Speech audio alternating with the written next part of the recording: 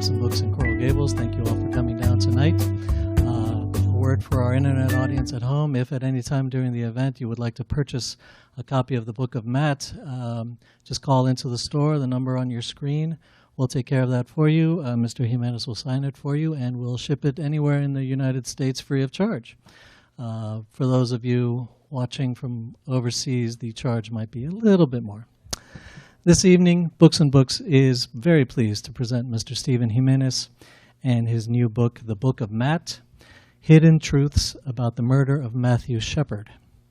Mr. Jimenez is an award-winning journalist, writer, and producer. He was a 2012 Norman Mailer Nonfiction Fellow and has written and produced programs for ABC News 2020, Dan Rather Reports, Nova, Fox, Court TV, and other outlets. His accolades include the Writers Guild of America Award, the Mongerson Award for Investigative Reporting, and an Emmy Award. In the year 2000, Mr. Jimenez went to Laramie, Wyoming to research the story of Matthew Shepard's murder. His aim was to write a screenplay on what he and the rest of the nation believed to be an open and shut case of bigoted violence. But what he eventually found in Wyoming was a tangled web of secrets. About this book, the journalist Hampton Sides has said, "In the tradition of In Cold Blood and The Executioner's Song, this is a work of literary true crime that reaches far beyond the case itself to probe deep and troubling aspects of the American psyche." Here to tell us more about it, please give a very warm welcome to Mr. Stephen Jimenez.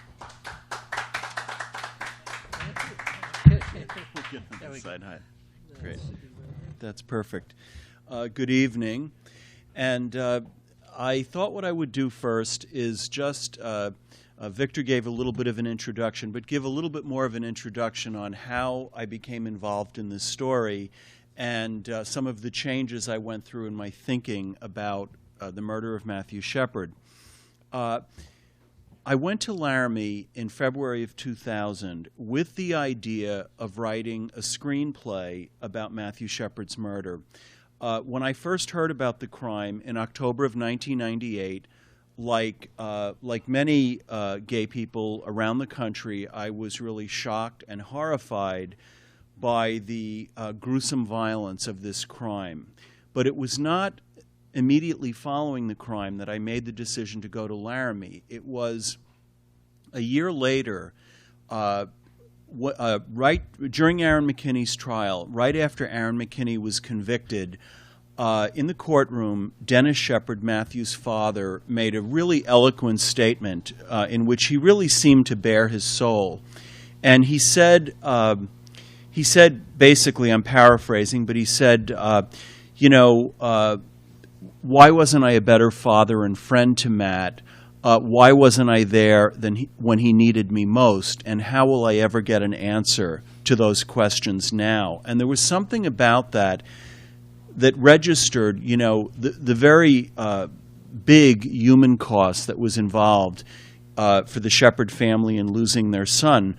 And also, in the early years of my life, I had a difficult relationship with my own father, as I know many do. And so the first chapter in the book is called Father and Son, and it's really about how I got drawn into the story because of the father-son aspect of it. So just a few months after Aaron McKinney, the principal perpetrator, was convicted and sentenced to 2 life terms with no chance of parole, I went to Laramie with the idea of looking through the records in the case, the court documents, transcripts, police reports, etc. And one reason that I was interested in doing that is that during the year that the case was going on, the entire record was sealed, and journalists were not able to read any of that material. And principal witnesses in the case were also under a court-imposed gag order. The gag order actually covered not just witnesses, but law enforcement officers, people that worked in the courthouse. Anyone with a direct association with the case was covered by a gag order. Nonetheless, I thought what I was going to do is find out specific details for this screenplay that I planned to write. On the first day I was in the courthouse, sitting there going through stacks of documents, I noticed the prosecutor in the case, the man that sent Aaron Mckinney and his accomplice Russell Henderson away for 2 life sentences. I just recognized him in the county attorney's office, walking back and forth, talking to some of the staff. And I just asked if he had a few minutes to talk with me, and he agreed. And that first conversation began what would eventually become a lengthy series of interviews. I ended up over the years interviewing the prosecutor for probably about 150 hours. And I proceeded with writing a screenplay for a made-for-television movie. I spent probably about 8 months writing a first draft, finished it based on a lot of the documents and things, but very much clinging to the story that I had read. I had also done research on all the key newspaper and magazine articles that had been written. And I returned to Laramie. I'd done interviews in Laramie with the prosecutor and a few others, but I also did many interviews by phone from back east. I returned to Laramie with a copy of the screenplay because I wanted him to look at it and make any notes about any inaccuracies and just to fact-check the script I had written. And so on a Saturday in October of 2000, he sat in his office reading the screenplay, and I sat in a law library down the hall in the courthouse where frequently during McKinney's trial, Cal LaRucca conferred with Matthew's parents often in that room. And I was going through, a small stack of folders. They might have been in a box, but just to be sure that if there were any newspaper articles or documents that I had missed, that I could make copies of them before I left town. I thought it would be my last research trip. And as I was going through these articles and documents, I came upon an anonymous letter. And the anonymous letter was written to the prosecutor. It was a handwritten letter, a couple of pages. And essentially what the letter said is that the defense that Aaron Mckinney had used in court of gay panic was false. That Aaron Mckinney was he was familiar with gay guys, with being in gay bars, that it simply wasn't true. But what really caught my attention, it also stated that Aaron Mckinney had been involved sexually with guys. He enjoyed that he did it sometimes for money, for housing or other favors, but that he really liked being involved with guys.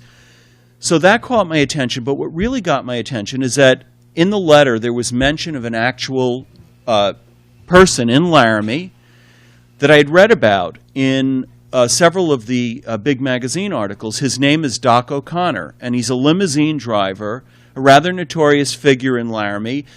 He later, in the television adaptation of the Laramie Project, he was played by actor Steve Buscemi. But Doc O'Connor was, the reason Doc O'Connor interested me is that the letter was stating a connection between Doc O'Connor and Aaron Mckinney. But I knew at that point that Doc O'Connor had also been a friend of Matthew Shepard.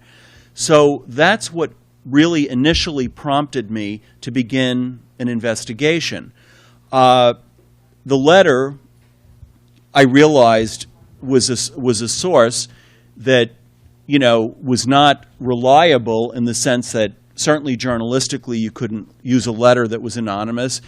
But it made me very curious. And so even though by then I had developed a relationship with the prosecutor, I quietly made a copy of the letter, slipped it into my briefcase, and I left Laramie with the letter asking myself, what does this mean? What does this mean for the screenplay that I had just completed?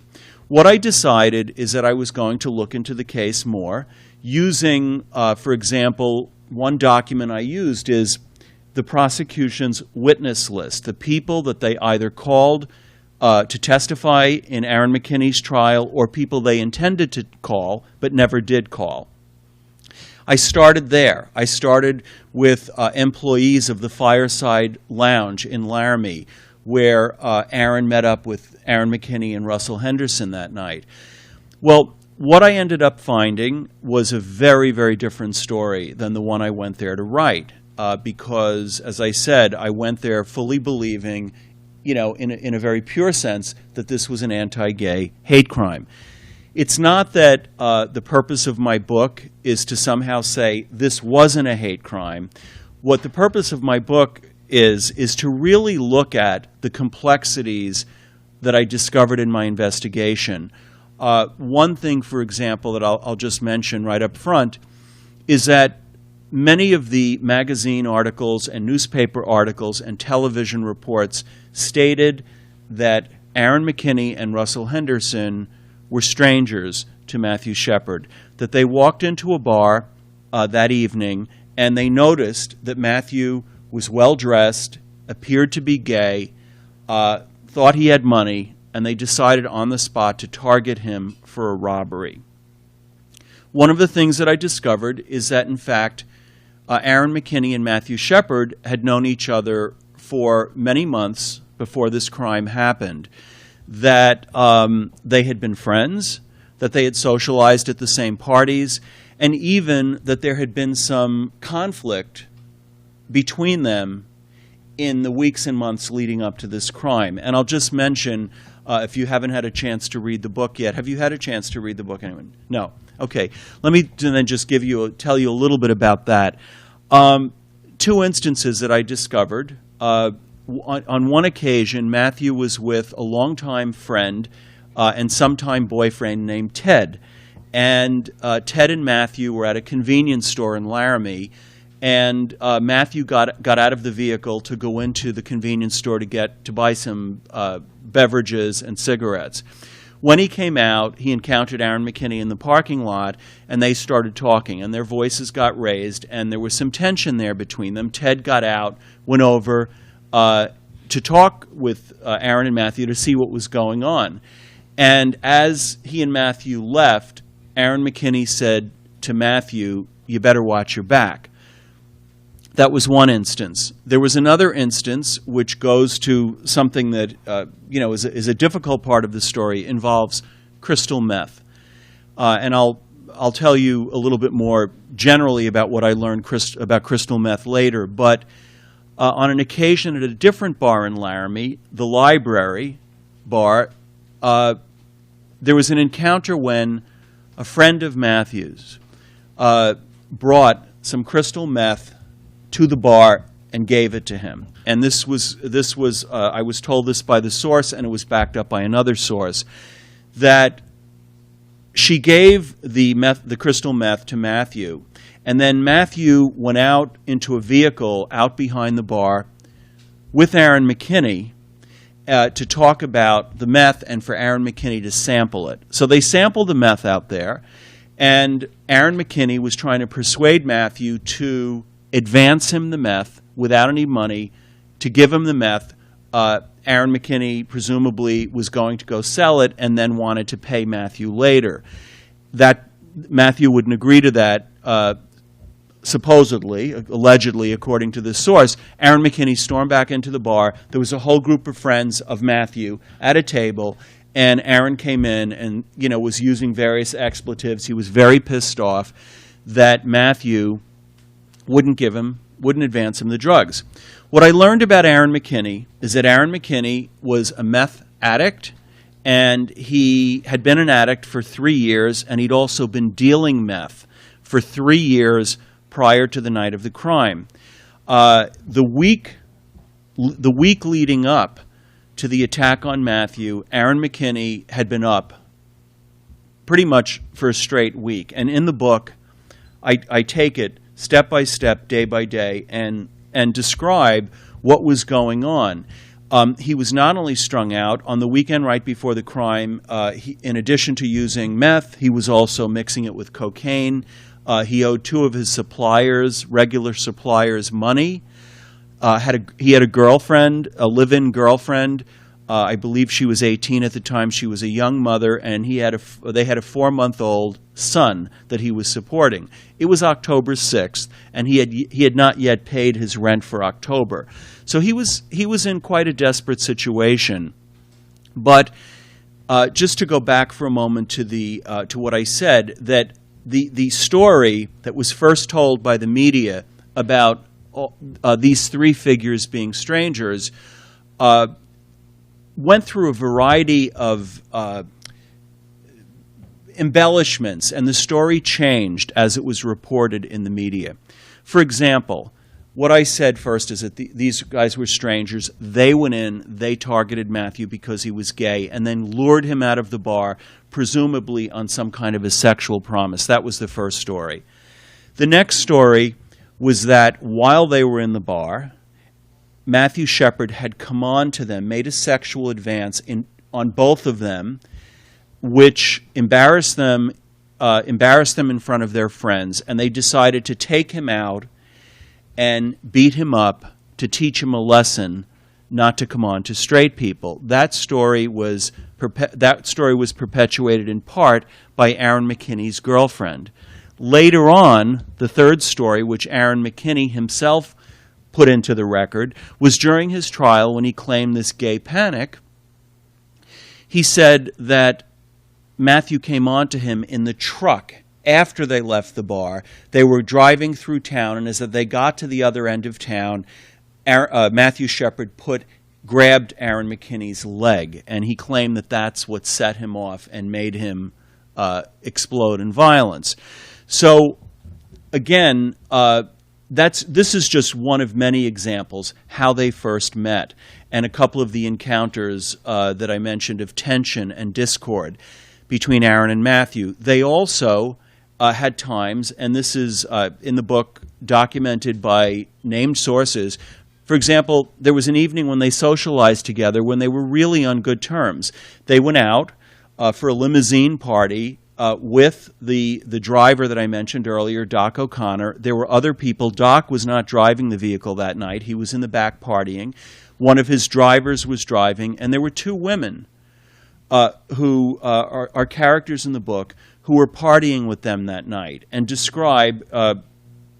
I found the first of the two women, and then just said, is there anyone who can back this story up? And she didn't even know the last name she knew the woman's first name. But my partner and I, when I was producing a story several years ago for ABC News 2020, looked for the other woman. And I describe in the book how I found the other woman, and their stories matched up identically in terms of what they had experienced that night. It was an all-night limo party, beginning in the town of Laramie, ending at Doc's home in a little deserted town 18 miles north of Laramie. People stayed there overnight and drove back into town the next morning. So these are just a couple of examples of the complexities that exist in the story that were really never talked about before. And in fact, Aaron and Matthew not only had a friendship that led to some conflicts, they were both really involved with the world of crystal meth as users and also selling the drug, which, this has been a difficult thing to talk about in the book because this is certainly not something that has really come out in the last 15 years. So that's just a little bit of the background. In the book, I really trace the investigation over a long period of time. The book begins, as I said, in February of 2000, and it ends with my last visit to Laramie last April, in April of 2013. What I'd like to do, I'll say one other thing. Just in case you don't know this about meth. I know that in the last 5 years, with the success of the TV series Breaking Bad, people have learned much more about meth and what meth can do. But in 1998, when Matthew Shepard was fatally beaten, meth was not being talked about much in Wyoming, and it also was not being addressed by the national media. It was not until, I know when I did the ABC News piece in 2004, that was really just the beginning of talking about the very serious meth problem that was going on in the Midwest and also in western states. It was already a problem in Iowa, in Missouri, in Kansas, Nebraska. It was already becoming a very big problem, and also in Colorado, Wyoming, Montana. It was the beginning of what can rightly be called an epidemic. At the very same time, the drug was also becoming a problem in certain urban gay enclaves, notably Los Angeles, San Francisco, and New York. But it was also a party drug by that time in Denver, where Matthew had lived before he moved to Laramie. He moved to Laramie in the summer of 1998. He was living in Denver in 1997. During the period he was living in Denver, he visited Laramie frequently. He had a very good friend there who taught at the University of Wyoming, and in fact, for a period of time, Matthew actually used his friend's address. It was on his license, which was one of the pieces of evidence that was found at the crime. But this drug was really becoming a huge problem in these very, very two areas that ordinarily you wouldn't associate: urban gay enclaves and rural parts of the country, small-town parts of the country. So it was a good 5, 6, 7 years before the national media really began to talk about meth as a major problem. And I think really until Breaking Bad, I would say it was just another story that people read in a news magazine on one occasion, or that maybe they saw something on TV. But I would say that with Breaking Bad, people have become much more aware of the corrosive impact that meth has had on a number of communities. What I'd like to do is read you a short passage from the book. It's actually, I think it may be the shortest chapter in the book, but it will give you an idea of some of that world that I encountered around methamphetamine. Let me just get it here. It is, let's see.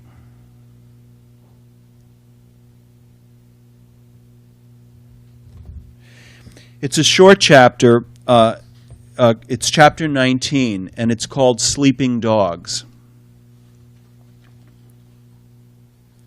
On a Friday afternoon in late October 2004, a little more than 6 years after the murder, I drove 200 miles to meet Kyle, a former drug cohort of Aaron Mckinney, alone at an isolated truck stop off I-80 in western Wyoming. I had interviewed Kyle twice before in prison, and he had been surprisingly cooperative, so I felt more or less safe. Still, I took precautions, since he had earlier advised me, "You don't know who you're dealing with," referring to his friends higher up on the drug-dealing food chain. Kyle worked in the oil fields and had just gotten off a shift. He was still in company overalls, his face and hands stained with crude. As we sat in the front seat of his parked car talking about Matthew Shepard, whom he had previously claimed to know only in passing, I suggested that Matthew might have gotten in over his head with drugs. Kyle snarled at me like I was an idiot. Yeah, and he was taking stuff away from the rest of us.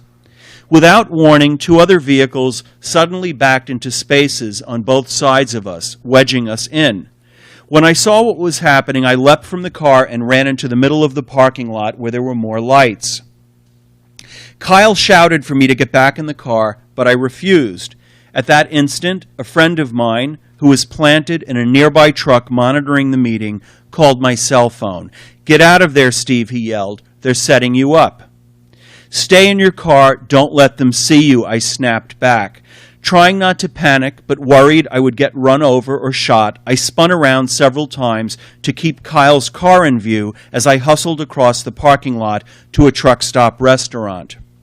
Before I reached the entrance, Kyle's vehicle and the other 2 tore out of the lot, tires screeching, heading for the ramp to the interstate.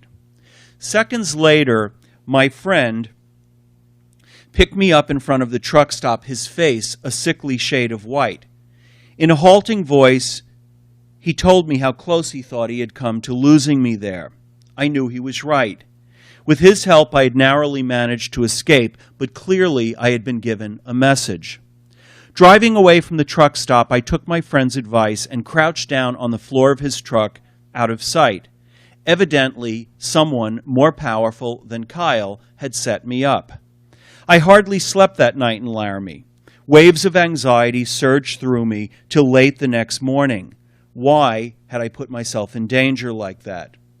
The next day, still agitated, I related my roadside experience to Shepard prosecutor Cal Raruka. He shook his head in disgust. The methamphetamine trade has made Wyoming revert to the lawless anarchy of the Old West, he remarked pungently. It's deadly. By then, Cal had been voted out of office in Albany County after 4 elected terms. He was now prosecuting state and federal drug cases in the Twin Cities of Rock Springs and Green River, the epicenter of methamphetamine traffic for the Rocky Mountain West. After hearing my story, Cal told me about a colleague, a Wyoming judge who had recently been surprised by an armed male intruder in the bathroom of his home one morning while shaving. The man was there to relay a message regarding a drug case in which he was awaiting sentencing by the judge. After a few curt words, the man quietly slipped away. I saw no point in asking what the judge decided with a gun staring him in the face. But Cal's reference to the Old West brought back a conversation I'd recently had about Matthew's murder with a veteran cop in the Albany County Sheriff's Office. Friendly, with a studied good old boy charm, the cop leaned over his desk toward me, his chiseled, wind-burned face inches from mine. "You sure you're not quoting me on this?" he asked. "It's for background. I won't be using your name," I answered, trying to sound reassuring. "What happened to Matthew Shepard wasn't a hate crime, not at all," he confided in a low voice. But why do you want to go digging into all that again? Why not let sleeping dogs lie?" I wasn't inclined to answer his question candidly. Instead of laying out my suspicions about the involvement of other parties beyond Aaron McKinney and Russell Henderson in events surrounding Matthew's murder, I reminded him that the killing was a seminal national event, a lot like the civil rights killings of the 1960s, as if he were somehow unfamiliar with the stigma that continued to tarnish his hometown. "The public has a right to know whether the murder was really a hate crime," I said with conviction, "and if not, what was it?" The cop stared at me as he sank back from his desk, shrugging doubtfully. Almost as an afterthought, he flashed me another knowing grin, but again his eyes told me to let sleeping dogs lie.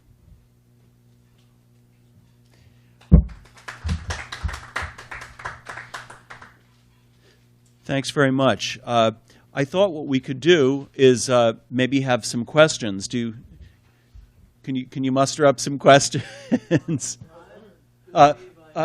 You have the first question. Okay. Your reporting has uncovered things that seem to go against what the conventional wisdom about the case is out there in the country.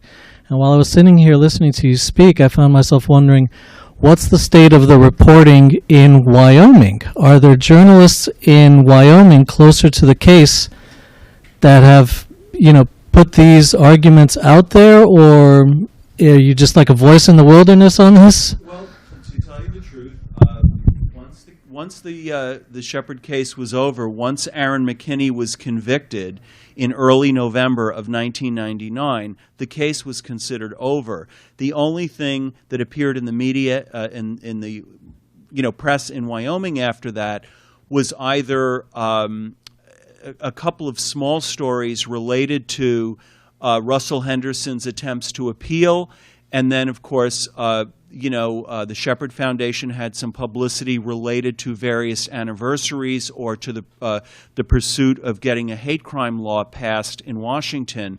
But as far as anyone was concerned, the case was cut and dry, and it was over. which is one of the reasons why I felt compelled to stick with the story as long as I did. As far as being a voice in the wilderness, one of the things that, there have been kind of rumors circulating on the internet that all of my sources are, unreliable because they were involved in the drug business. And what I want to say is that my closest source, and the person I've known the longest, is the prosecutor in the case, who has been very supportive of my reporting and efforts. He went on, after he left, as I mentioned, after he left Albany County, he went on to prosecute both state and federal cases for a number of years in Rock Springs and Green River, and was dealing with these kinds of cases on a daily basis. And there are other law enforcement sources that are named in the book. One by the name of Flint Waters just posted yesterday a 5-star review on Amazon saying that he was, very happy that the truth was finally coming out. He's someone that's quoted in my book. And there are others. But the thing that has been most difficult for me as a writer and journalist is when people are making commentary about the idea of the book rather than the book itself. Now that it's been out, I'm finding as I'm doing author events that people, more people have read the book. But initially, a lot of the negative response was coming from people who simply hadn't read the book yet, and just the idea that an alternative version was being suggested or was being taken seriously by the media was thorny. Seems like the version of events that's put forward by McKinney's defense team is the one that stuck with the nation. Would you say that? I would say that, and what I would also say, Victor, is that it stuck long before McKinney ever went to court, because McKinney went to court. His trial was a year after the crime happened. And I begin the book by using pieces, short excerpts from the major media, from the New York Times, from the Boston Globe, from Time Magazine and Newsweek. And it was the picture that was portrayed right up front was very much what the official story was considered to be. Matthew died 5 days after this crime, but by then President Bill Clinton had made statements, and it was considered very, very quickly, I mean, if not overnight, within a matter of days, this was the worst anti-gay hate crime in U.S. history. Now, again, I want to say, the point of the book is not to say that hatred was not a factor. It's to say this was a complicated crime. This was not the way it was originally portrayed. And I think we can all benefit from looking at the complexities here. This is not the first time we as Americans have experienced stories fed to us by the media that we later discover are not true. It's not the first time we find out that people in political positions of power are capable of lying to us. So, am I surprised? No, but I decided to study this case carefully because I felt that the human complexities were important. Of course, Matthew was a victim of a grotesquely violent murder. I can also tell you that I've learned that around the drug methamphetamine, they are some of the most violent crimes that happen. We know from the many articles that have come to us about the cartel drug wars in Mexico that one crime is more violent than the next. These are crimes involving mutilation and decapitations and all kinds of things. So the idea that was put forth very soon after this case, that it was the overkill, the degree of brutality that suggested it was a hate crime, simply is not what hate crime means in a legal or technical sense. People believe that in court it was decided this was a hate crime. That did not happen. It happened in the court of public opinion. The perpetrators were convicted of felony murder and related offenses around a violent act committed in the course of a robbery. But they were never, there was no hate crime law in Wyoming at the time, and they were not convicted of a hate crime. Yet within days of the crime happening, before police had completed an investigation, this was a de facto hate crime. I believe this customer over here, you had a question, sir? You had mentioned that you had written a screenplay Was that for a play, or was it going to be a movie of some kind? It was a screenplay, and I'll just to say it was going to be for a television movie. I had spoken with a producer in L.A. that had been wanting to work with me, and I'd been wanting to work with him, and he liked the idea very much, so I went to work, and the idea would have been a screenplay for a television film. Is that still going to happen, or at this point you just... Well, to tell you the truth, after I learned what I learned, I looked at that screenplay and I said, this is not the truth of the story, and I put it aside. It's in a drawer someplace, but I certainly can't go back to that screenplay. And my second question was the parents of Matthew Shepard. Yes. The mom had been at this particular bookstore many years ago. Yes. And what was her thought and the father of reopening this? How do they feel about you doing this, and what's their thoughts now? Yeah. Well, first of all, I will say that back, I'm going to say, a good 10 years ago, I wrote a letter. When I first started investigating this for the New York Times Magazine, I wrote a letter to Matthew's parents, which was not answered at the time. I approached them again a second time in 2004. Although the letter was not answered, the 1 hour piece that I produced for ABC News 2020, Judy Shepard did agree to be interviewed for that and came to New York to be interviewed.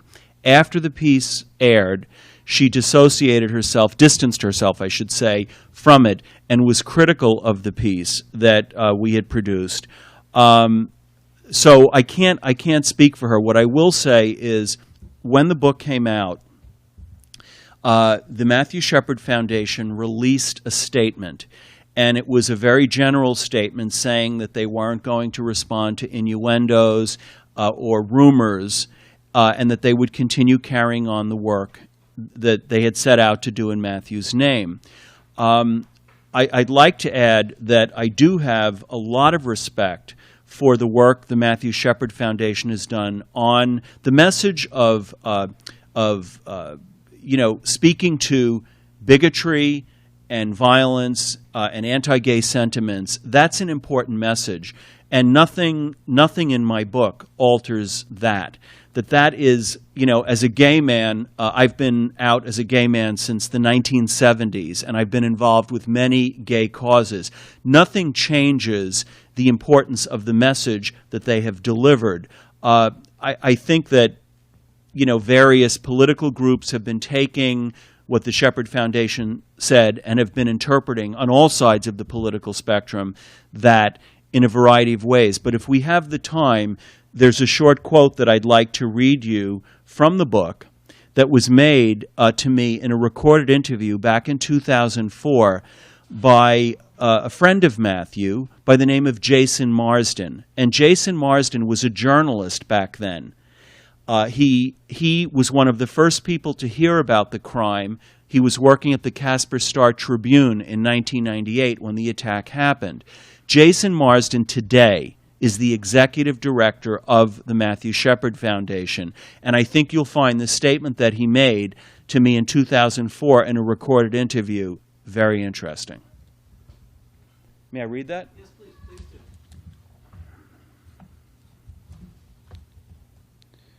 So I'll just repeat here as an introduction for the people that may be streaming this. Jason Marsden, the former journalist who now serves as executive director of the Matthew Shepard Foundation and also a friend of Matthew, told me in a 2004 interview, quote, "The quick and easy description of Matt Shepard gay bashed is about as far from the actual nuanced truth of what happened as it can get. It's offensive to see the truth boiled down so much that it's no longer the truth. The horrible irony was that his death had an enormous amount to offer us in lessons, and that many of those were missed opportunities because of the shorthand of the media. You see the icon and how it differs from the real person, but there's been such tremendous value in that icon having been created, even if all you know is the barest misrepresentation of what took place. If it's important for you to know that, I'm glad that you do." Now, these are my words here. Later in the same interview, when I asked Marsden about the possible role of drugs in Matthew's killing, he replied, quote, "Methamphetamine was a very big problem and very seldom discussed in Wyoming at that time. I remember thinking, especially when it started to come out, that Mckinney was surrounded by people who were deep into the methamphetamine problem, that this was perhaps the most spectacular methamphetamine-related crime that had ever happened in Wyoming. It was very clear 10 years ago to those who were watching this problem emerge that it was going to become a scourge in Middle America, in our rural communities. It dominates life for a lot of people in our state.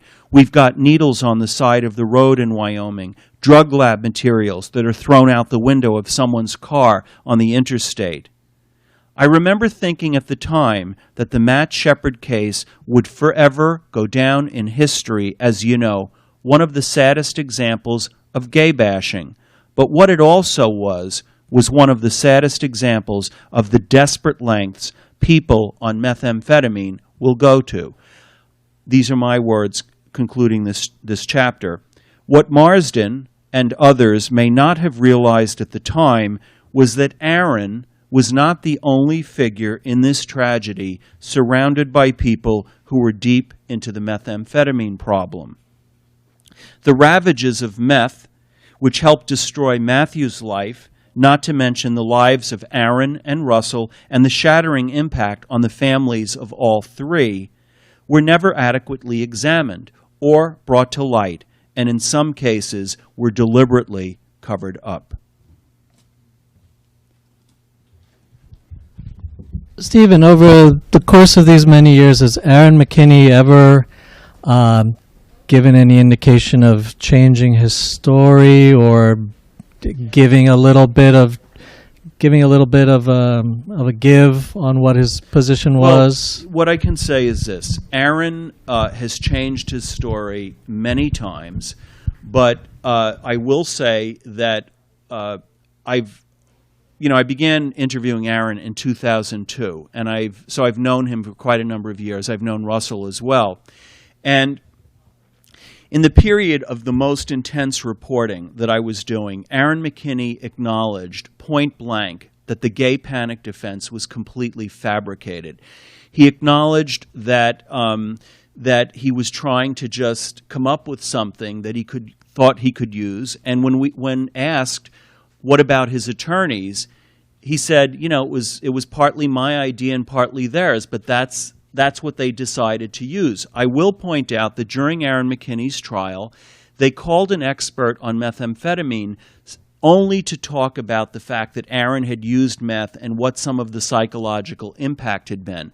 But the business of dealing never came up. His prior relationship with Matthew was never brought up. I'll say that after I did the 2020 piece, that Aaron was really angry with me for outing him on national television. He told me that I didn't understand how status works in prison. He had a certain notoriety for the crime that he had committed, and he's in prison for 2 life sentences.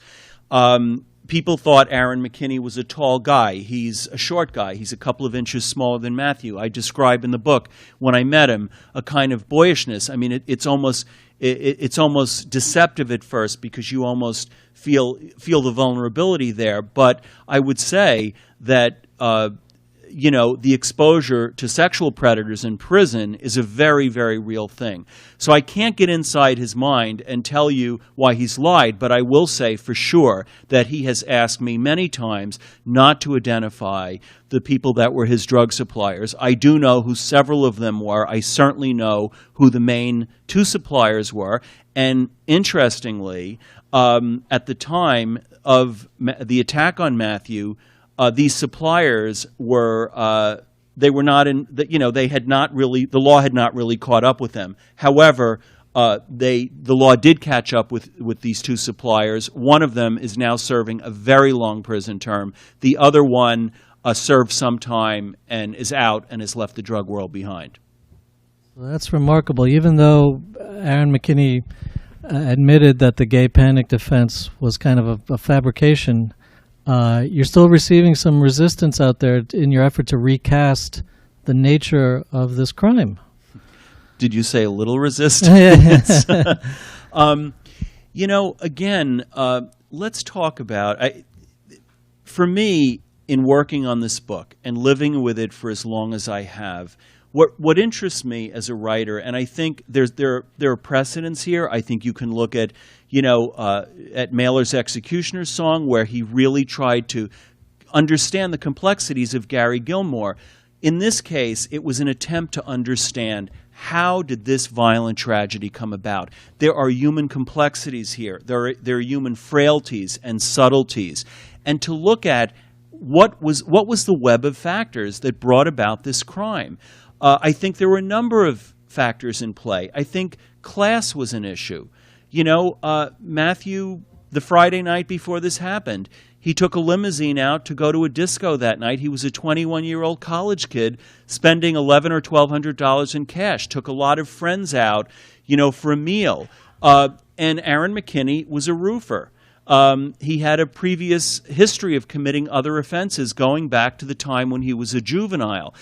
So there are many things that played into the eruption that night. But if you know anything about chronic meth use and the mental states that it creates of meth-induced psychosis, hallucinations, and scientists will tell you this, it really alters the brain chemistry significantly. One of the leading meth experts, not only in the country but in the world, that I interviewed for the book, said really that given Aaron Mckinney's drug history, it's impossible to know really what was going on in his mind, and to suggest that anti-gay hate was the driving force that night. You just don't know. When someone's been involved with meth that long, their behavior is utterly unpredictable. Do we have any other questions tonight from the audience? There you go. Yes. Let me get the microphone to you. You look like you might have a question or two. Thank you for being here. It's a pleasure. How's the town of Laramie different from back then now in regards to this case? Well, I will say this. I think that it's a gay-friendlier town now, because surely there were many gay people in Laramie at the time, but people were quieter about it. I think that the community is more open about that now, but I also want to say that I think the community was unfairly described, by some media as hate crime USA. And from my earliest days there, as I got to know people, because I had read all these things, I was frankly very, very scared.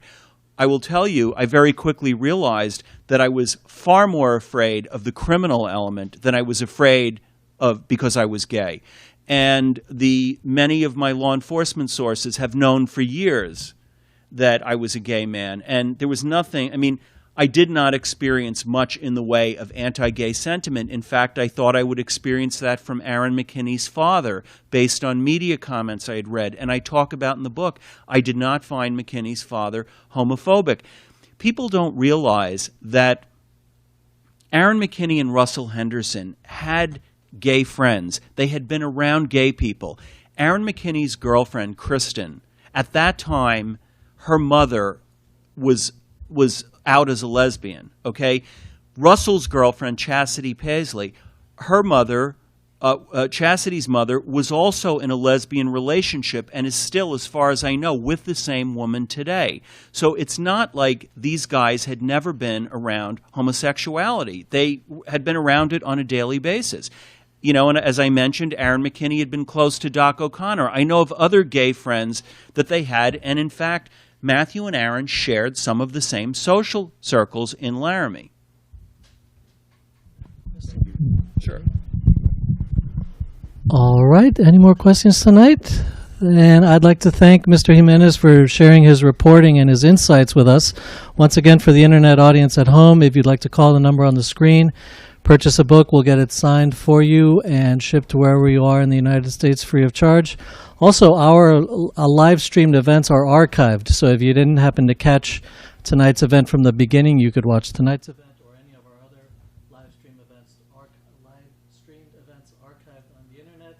And please, let's give Mr. Jimenez a hand. Thank you very much. It's a pleasure being here. Thank you.